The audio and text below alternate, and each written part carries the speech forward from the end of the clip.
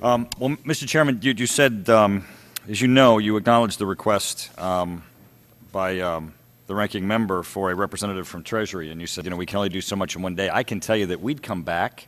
I mean, we're a hard-working committee, and everybody would be glad to be here. Gentlemen, for a second. We've had Treasury. You act as if we did not have Treasury. You haven't had them since Monday when they had their report issued that says that this program is failing. And I've got some very serious questions. Just yesterday, the Treasury Secretary appeared before the Congressional Oversight Panel where he was asked a question about HAMP, and do you know what he said? He said this program was not designed to prevent foreclosures. It was not designed to sustain home ownership at a level that would be unachievable, imprudent to try to do. He goes on to say, when someone asks him, well, do you think it should go to 65% of home ownership level? He says, I think you're describing exactly the objectives that have shaped this program.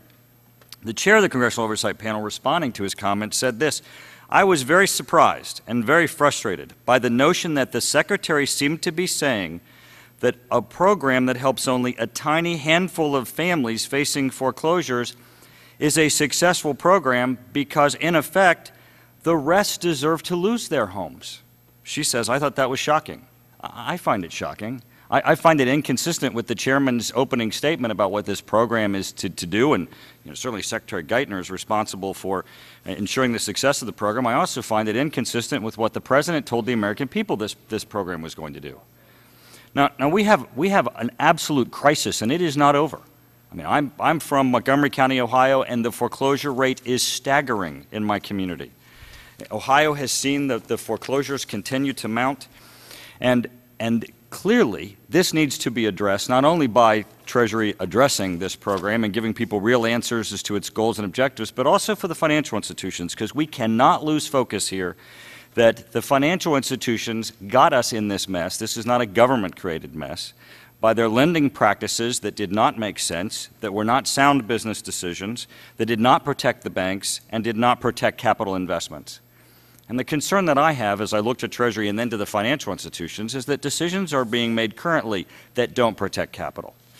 Every member of Congress can tell you that the realtors in their communities tell them that it is virtually impossible to get loan servicers, banks, or financial institutions to work with a home buyer, to get a short sale, to do things that would avoid foreclosure. Now, this is what I don't understand, and I'm looking forward to some information today.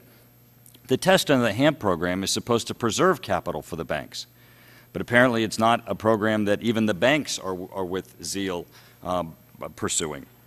And then when you look at the market, any time that we can avoid foreclosure, you make more, you've preserved your capital, the market sustains more because once a home goes into foreclosure, prices in a neighborhood drop, and families are sustained.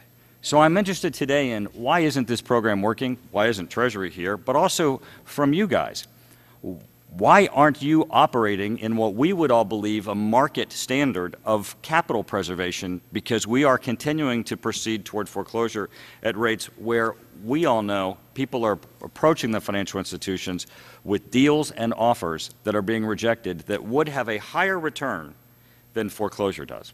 I'm interested in some of those answers today.